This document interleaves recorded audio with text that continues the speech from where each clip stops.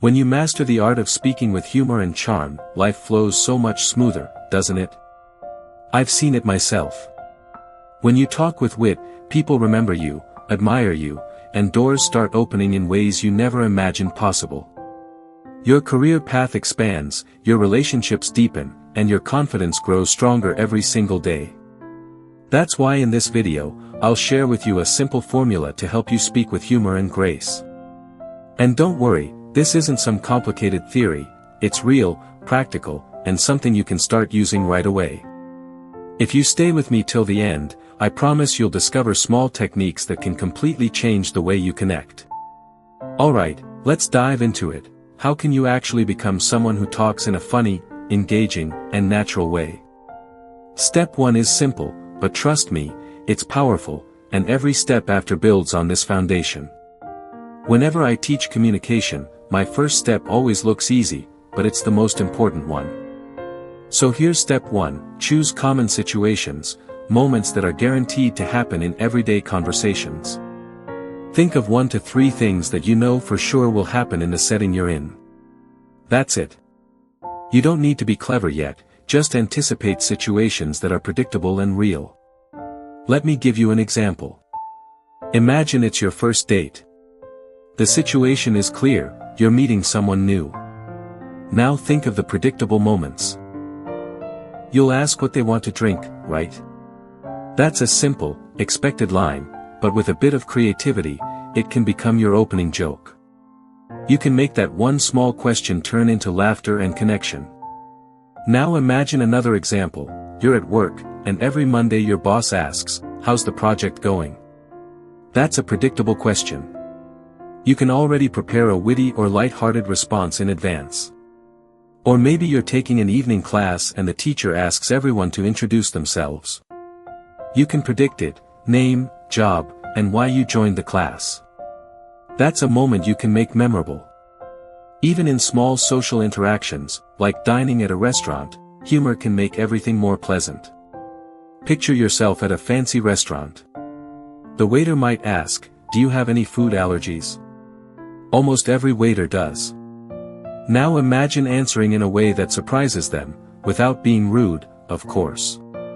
You could say, "Yeah, I'm allergic to bad food, so please serve your best."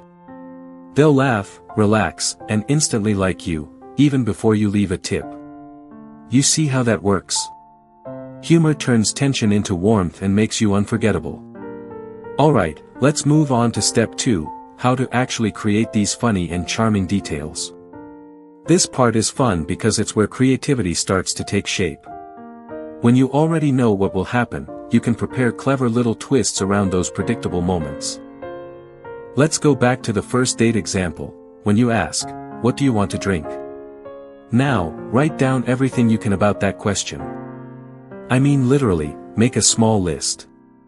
Write what you want to know, in this case, what drink your date will order. Then, list all the possible traits of that drink, coffee, tea, ice cream, cold or hot, sweet or bitter. Got it? Great. Now your mission is to take one of those and twist it in a surprising way. Humor often comes from the unexpected, from breaking patterns gently and playfully. For example, if your date says ice cream, you could say, "Perfect, I'm shaking already, maybe ice cream will stop my nerves." It's light, harmless, and makes the moment warmer right away. Or if the drink is black coffee, say, "I like black coffee, it keeps my love life colorful." It's a small, witty surprise, not too much, just enough to make someone smile. Even a simple reversal like, "It's cold today, maybe we should order something cold to stay warm," can work wonders. Humor doesn't need to be loud or exaggerated, subtle humor builds genuine charm. When people laugh naturally, they relax, open up, and remember you. And remember, stay till the end, I'll share when humor crosses the line into awkwardness so you'll know how to avoid it. Now let's look at another everyday scenario, ordering food at a restaurant. Again, list what you want to know, the dish, ingredients, flavors, and so on. Now think of something unexpected. For example, the waiter asks, "Are you allergic to anything?" You could say, I'm only allergic to bland food, so you're safe if it's delicious. It's simple, positive, and leaves everyone smiling. That's how connection starts. Even strangers respond better to gentle humor because it lifts the energy instantly. And trust me, I use these lines in real life. They work because they're authentic, not forced. Now let's switch to another common situation, your evening class, where everyone introduces themselves. Instead of saying, I work in an office, say, I'm basically a high-end assistant, my boss points, I execute. People laugh, you stand out, and they remember you without trying too hard. Or say, my job's like a farmer's life, sometimes busy like harvest, sometimes totally free. That's funny because it's real, and it shows awareness. That's what humor is about. See, being funny isn't about memorizing jokes, it's about noticing reality from a unique angle. If you understand that, you'll never run out of things to say. And here's my honest advice, don't just copy my examples. Create your own, that's where your real magic lies. Finance-free TV isn't about making you mimic others, it's about helping you find your own natural humor. Because when you practice, your humor muscle grows, soon you'll improvise with ease.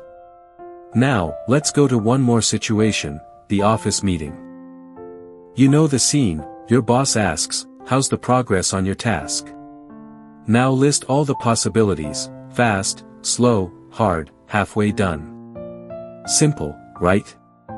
Here's the trick, humor often comes from saying something that sounds logical but flips expectations. If your project is difficult but moving fast, you could say, boss, this one's tough, that's why I'm finishing it too quickly. They'll pause, smile, and remember you as someone who brings light energy into serious moments. Even under pressure, a bit of humor shows calmness and confidence. That's real leadership. If things are going slow, you can still lighten it with something like, I think you like me too much, that's why you gave me the hardest task. It's honest yet playful, humor doesn't hide truth, it wraps it in kindness. The more you practice, the more natural it feels, soon it becomes part of who you are. Now, let's talk about avoiding awkward humor, because timing and awareness matter. First, always observe your audience. Not everyone enjoys the same kind of humor. Watch their reactions, if they smile, continue. If they don't, just switch back to normal conversation. Never force a joke that didn't land, one failed attempt is fine, but repeating it becomes uncomfortable. Second, moderation. Even if your audience enjoys your humor, don't overdo it. A few quality moments are better than constant joking, humor works best in balance. Third, never use humor to hurt, mock, or embarrass anyone. That's not funny, that's cruelty disguised as entertainment. Avoid making fun of physical traits, personal struggles, or sensitive topics. Stay respectful, always. Good humor lives in kindness, intelligence, and timing, not in humiliation.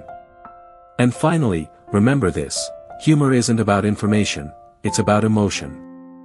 A funny moment may not teach facts, but it opens hearts, and that's far more powerful. When people laugh, they listen. When they laugh, they trust. When they laugh, they connect. That's why humor is like oil in an engine, it helps everything run smoother.